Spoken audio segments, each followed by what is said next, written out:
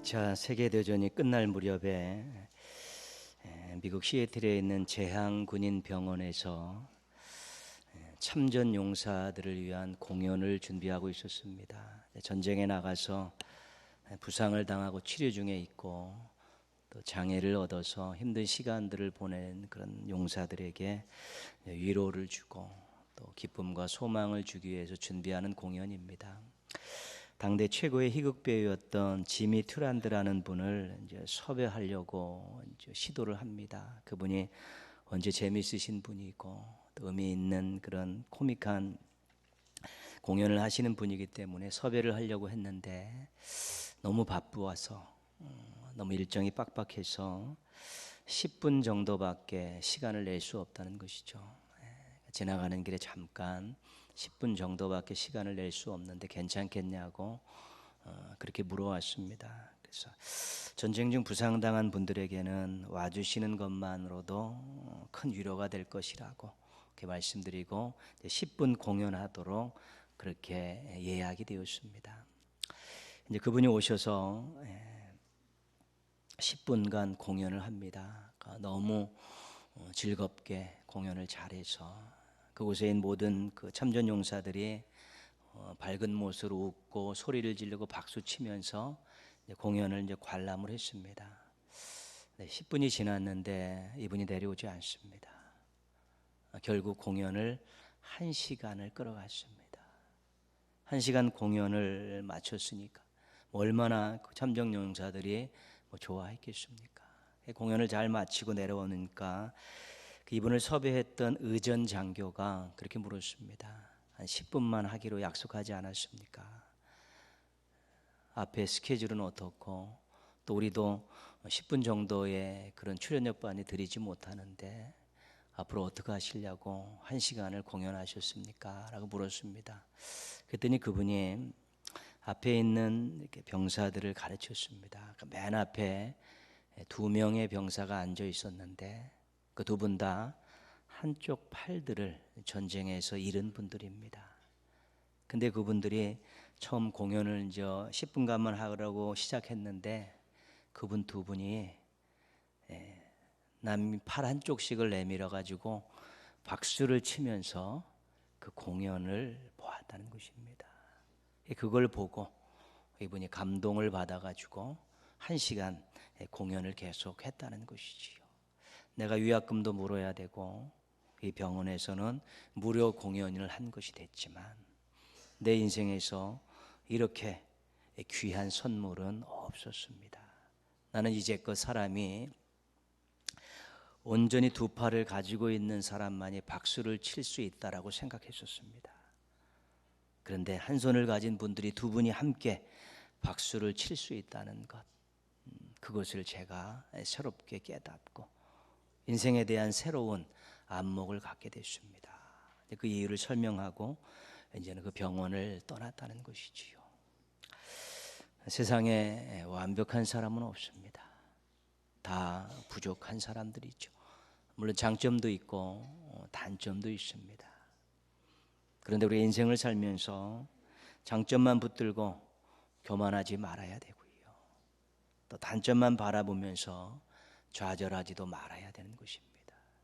부족한 사람들끼리 서로 얼마든지 협력하고 도우면 아름다운 인생 또 귀한 세상들을 만들어갈 수 있기 때문에 그렇습니다.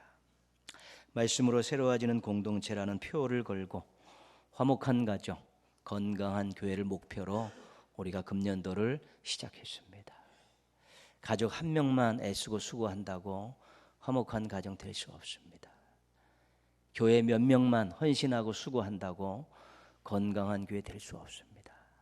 우리 나름대로 전부 부족하지만 나름대로 주신 장점을 가지고 가족은 가족들 모두가 함께 노력을 해야지 화목한 가정을 만들 수 있고 교회도 우리 부족하지만 서로 모이게 힘쓰고 서로 격려하고 기도하고 수고하는 일들에 서로 힘을 합하게 될 때 우리 하나님 쓰시기 좋은 건강한 교회를 만들어갈 수 있게 되는 것입니다. 혼자 장점만 붙들고 잘났다는 듯이 그렇게 살지 마십시오. 그리고 부족한 들 바라보면서 코 늘어뜨리고 그렇게 아무것도 할 수 없다는 듯이 그렇게 살지도 마십시오. 서로 함께 돕고 서로 협력하면 얼마든지 행복하게 살 수 있고, 얼마든지 화목한 가정을 만들 수 있고, 얼마든지 건강한 교회를 만들어갈 수 있게 되는 것입니다. 꼭 주변 사람들 보시면서 협력하고 함께 노력하고픈 그런 마음들 잘 간직하고 손 먼저 내미셔서 여러분들로 인해서 여러분의 주변에 있는 사람들이 행복하고 또 가정과 교회가 또 아름답고 멋진 모습들을 계속 유지해 나가는 큰 역사가 일어나기를 주님의 이름으로 축원합니다. 아멘. 성경을 읽다 보면 자연스럽게 의문이 생깁니다. 내용을 몰라서 의문이 생기기도 하고, 뜻이 이해가 되지 않아서 의문이 생기기도 합니다. 그런데 혹시 질문을 하면 내가 믿음이 없는 것 같이 생각하면 어쩔까, 그런 걱정에 질문들을 하지 않습니다. 그러나 묻는 것이 중요합니다. 묻다 보면 도저히 답이 없는 것들, 미련을 버리면 우리에게 굉장히 유익합니다. 그리고 의문이 풀리면 성경을 넓고 깊게 볼 수 있게 되는 것입니다. 하나님께서 하신 일에 질문을 던지는 것은 성경을 이해할 수 있는 아주 중요한 연구 방법입니다.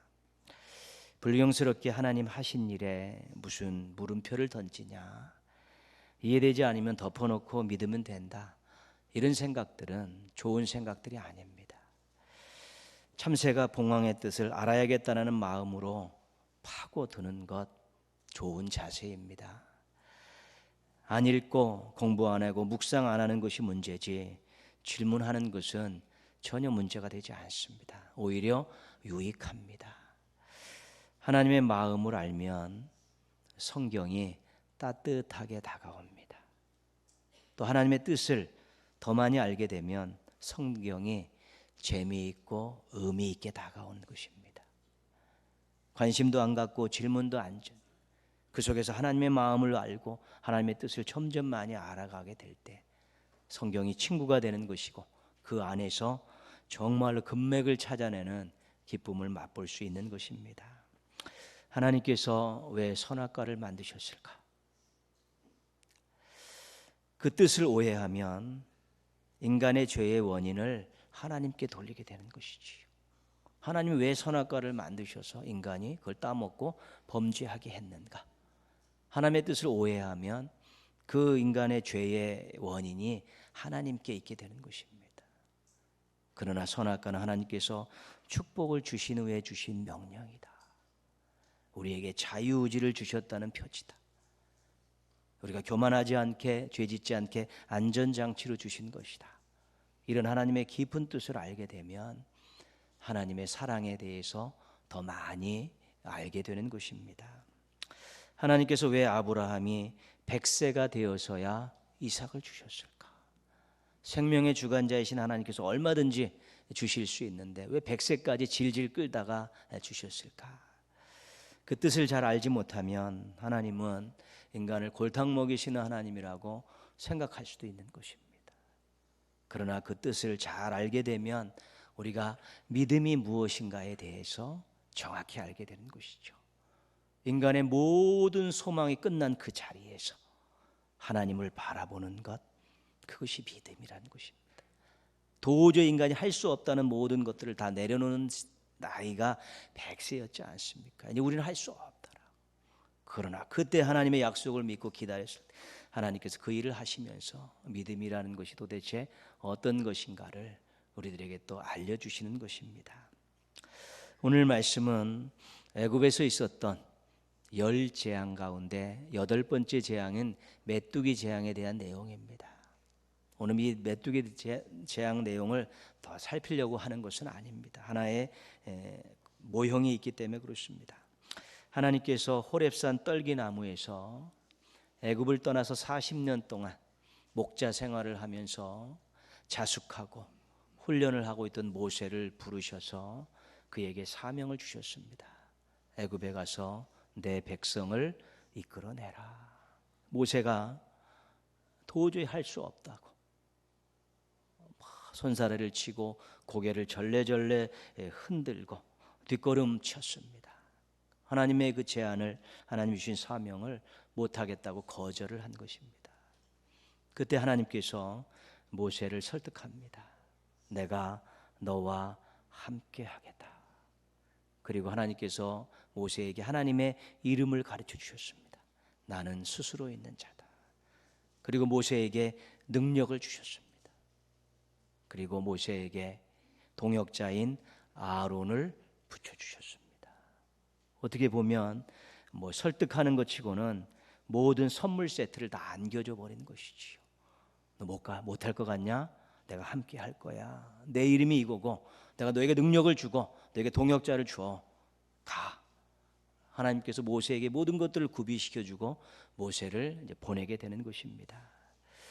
어떻게 보면 모세의 입장에서 이제 애굽에 가서 말만 하면 다 해결될 것 같은 그런 분위기였습니다. 하나님께서 그렇게 다 좋은 것들로 준비시켜 주셨기 때문에 그렇습니다. 그런데 애굽에 와서 막상 부딪혀 보니까 결안으로 바위치는 것입니다. 바로가 꿈쩍하지 않습니다.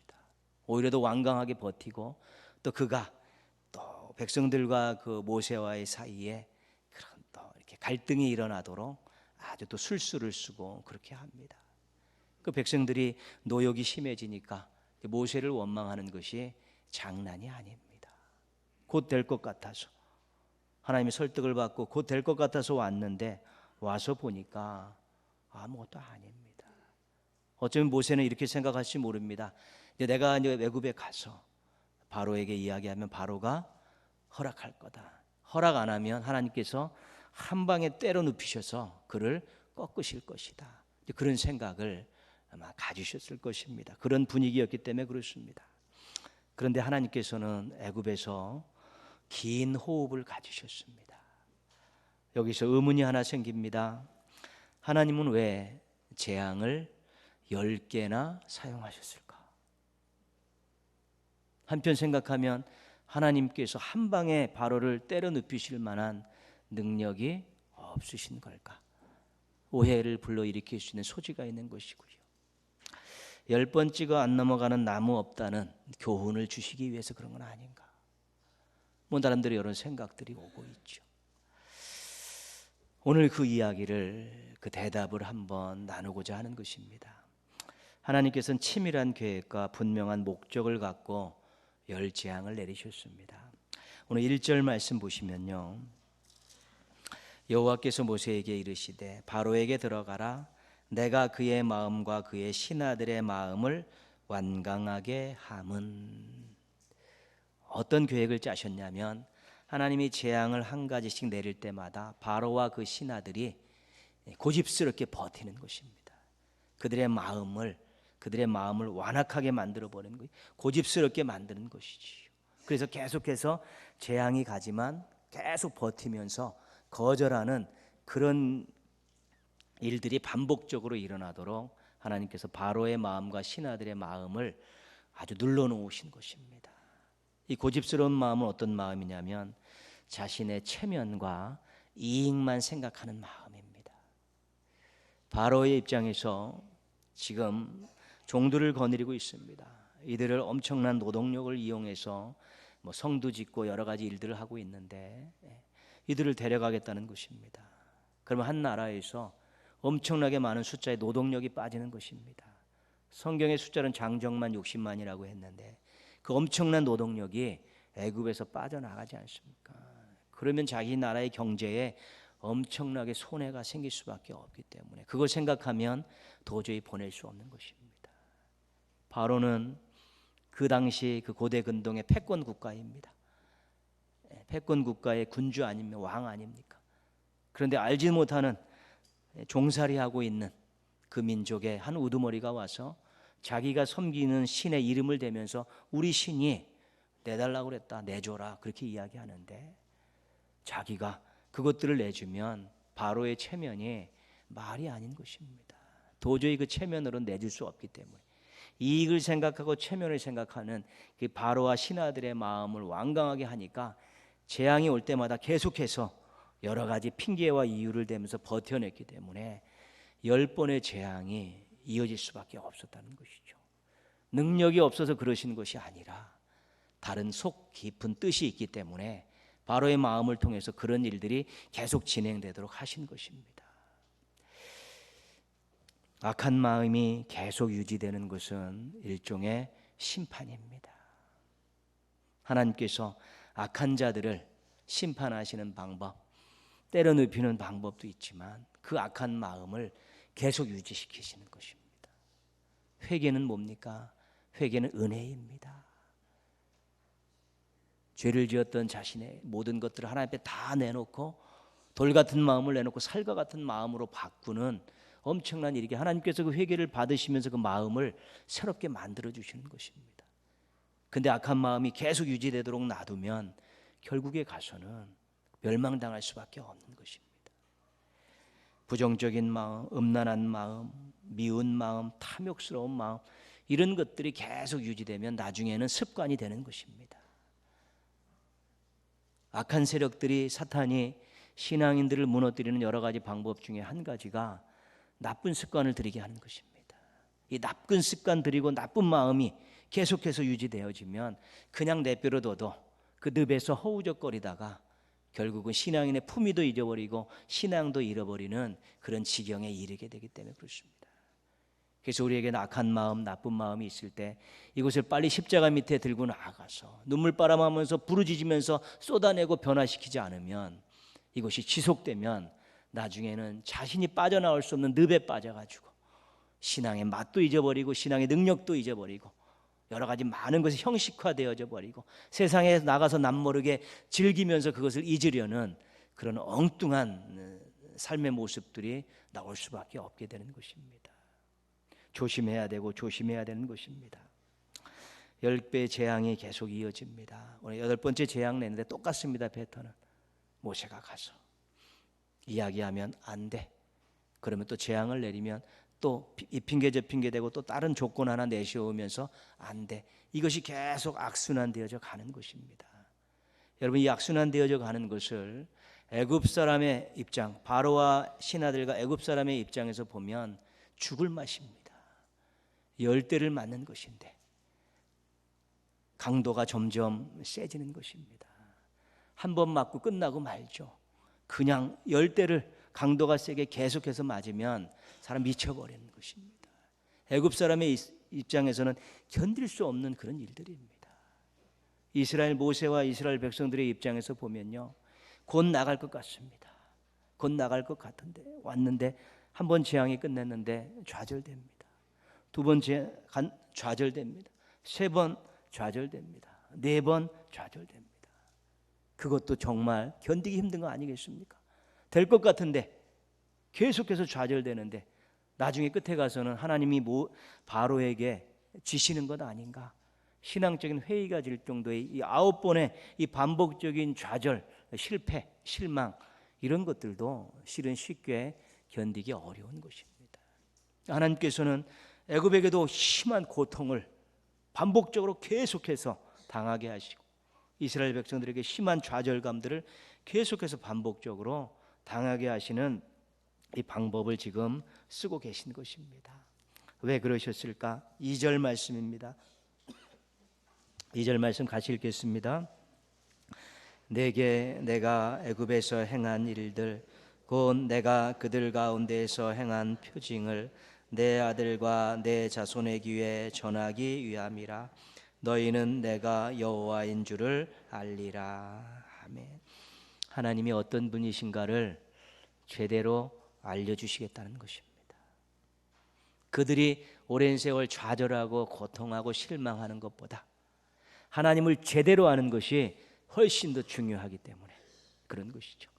10개의 재앙이 쭉 진행되어 가는 게 하나님께서 어떤 일을 하실 수 있는 분인가를 거기서 눈으로 다 보는 것입니다.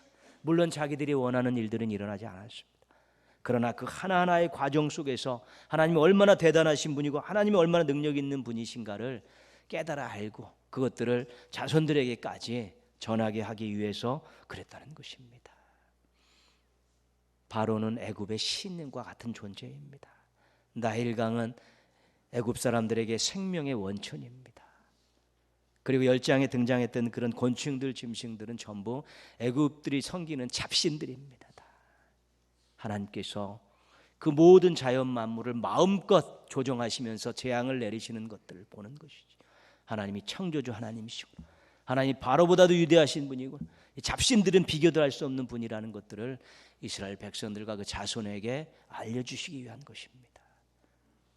애굽을 나오면 그들은 시내 산에 가서 하나님과 계약을 맺습니다.